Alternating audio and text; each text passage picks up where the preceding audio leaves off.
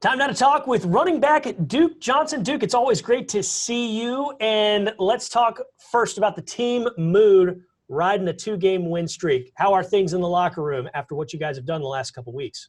Things are great. We just got to keep stacking games. That's the biggest thing. We're on a 2-game winning streak, like you said, but the most important one is the next one. So we're moving forward, flipping the page, and trying to keep it going. Yeah, and what's the mood like when you lose a big player like Will Fuller, you lose a big player like Bradley Roby? It's the NFL. You've been around, next man up, that type of thing. But what is the mood when you lose somebody and those guys like that? I think from my perspective, I think it's tough losing two guys like that. Great dudes, good players. Caught in a bad situation. From my perspective, I don't wish him nothing but the best, whatever the future holds. But we would definitely miss him having him around this year in the locker room, on the field, just being great guys in general. But like you said, it's the next man up, and I think we have to focus on that. And the guys got to be ready to step up for more reps, different looks, just doing different things they haven't done in the past, but doing whatever the team needs. Yeah, you just said it. Romeo Cornell said it earlier in the week. He said, you don't just plug a guy in to replace a player like that. You got guys all over the offense, guys all over the defense that got to pick up their end of the bargain. You are in that group. You got to be encouraged by what you did in the last game, though. 12 touches, 80 yards, you score. What'd you think, and how encouraged are you by what you did then and what you might do the rest of the way? I'm always encouraged, just knowing that made the plays. I tell myself game in and game out, regardless of how many reps, how many touches, whatever it is, whether it's a block, a catch, a run, whatever it is, when my number is called, I have to make the play for the sake of the team. Yeah, we're going to talk about that touchdown catch in a moment, but you just said block, and I want to rewind 2 weeks. You shook a guy coming in when the Patriots, you're taking on the Patriots, and it was the touchdown pass to Kiki QT. I mean, you absolutely shook that guy that was coming for Watson. How fun is it when you make a block like that? And I imagine you weren't, and I'm not the only guy that you've heard from that's complimented you on that play. It's about making plays, and I think it's a big deal for me. Just knowing my kind of skill set and just knowing the pass catching running back I try to be, or the receiving back I try to be, that most teams are going to blitz me to make sure I don't get out, that I don't get in the defense, that I don't have opportunities to, get downfield and make plays in the passing game.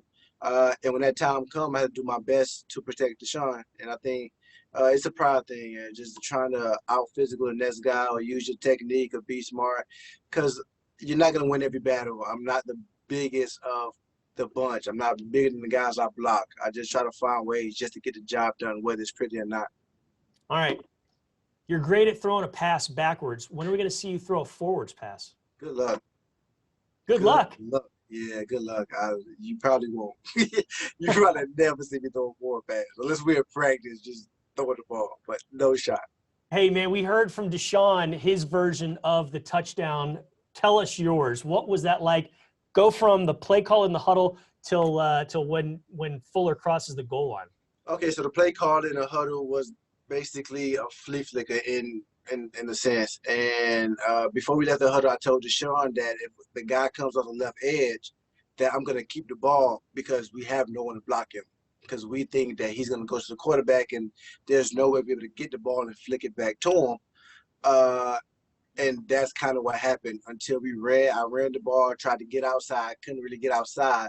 And Deshaun makes a noise that he makes in practice when either he wants to get your attention. So anytime he wants to get your attention, he make a noise. And he made it. And if you go back and listen to the TV copy or the copy of the play, you can hear him. And he made the noise. The moment he made the noise, I knew we had a chance to throw it back. And we threw it back. And Will Fuller was uncovered. And he scores. How long did it take you and Deshaun and maybe the rest of your teammates and Deshaun to kind of get on that same page when you say he made that noise? Because that's a pretty specific thing, and that doesn't just come when you guys start playing right off the bat, does it? Yeah, I don't think the team is on that same page with Deshaun with that noise. It's a reaction, and I trusted that he was open and just threw the ball back to him. So I think it was just a in the moment kind of play, just trusting 100%. Okay, I trust you about most things. I don't trust you, though, when you say you can't throw a forward pass. I bet you No, can. that's not what I said. You asked me when I'm going to throw one forward. And I said, I probably won't. I never said I couldn't, because I could. I just probably won't. There we go. That's a little bit more revealing. I like that. All right, let's talk about this game that's in front of you. Indianapolis Colts come to town. They come to town after getting licked. 40-some points were put on them, but you guys know that defense can play. What do you see from the Indianapolis front seven? I think the biggest thing I've seen from them since I've been here, even going back to last year, is they're a very disciplined team. They trust each other well, from the front seven to the DBs. If they tell a guy to play a gap and stay tight and I'm going to fill off of you, the D tackle or the D is going to do that. They're going to do what they're supposed to do because they believe in trusting each other. And that last game is no kind of is not what we're looking at when we look at that team. We know they're a better team and a better defense than what they showed, and we got to be ready to play. Yeah, I mean, it's the NFL. Sometimes one team is off a little bit, another team is on and hits their plays, and stuff gets out of hand. Yeah, all right, sure. How rugged are these AFC South games you've been a part of the last 2 years? They're tough. They're definitely tough. It's gonna be a grinder's game. Everything won't be pretty. May not have a lot of big explosive plays. But again, when you have plays, you got to make them, because you may not have a lot from a defense that that plays well together and plays very disciplined and responsible. So again, for me, it's about making the plays, whether it's like I said, a block, a catch, or a run. Make the best of every opportunity you get. All right, it's a fun Sunday because it's My Cause, My Cleats. Tell us about the shoes you're going to be wearing.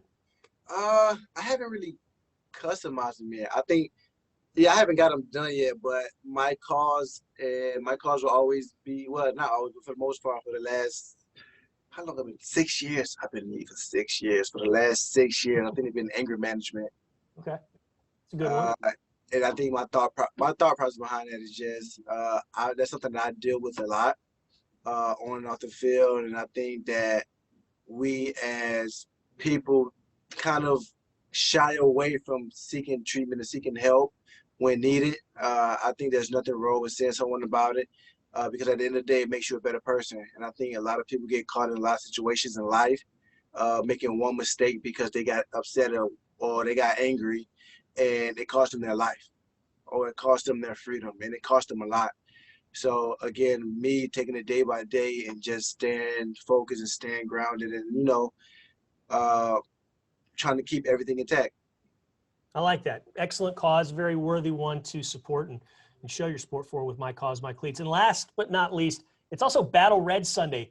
Where do you stand on the Battle Red jerseys? You like them? You prefer a different color? What are your thoughts? I love them because I wear red cleats and red gloves every game, regardless of the uniform.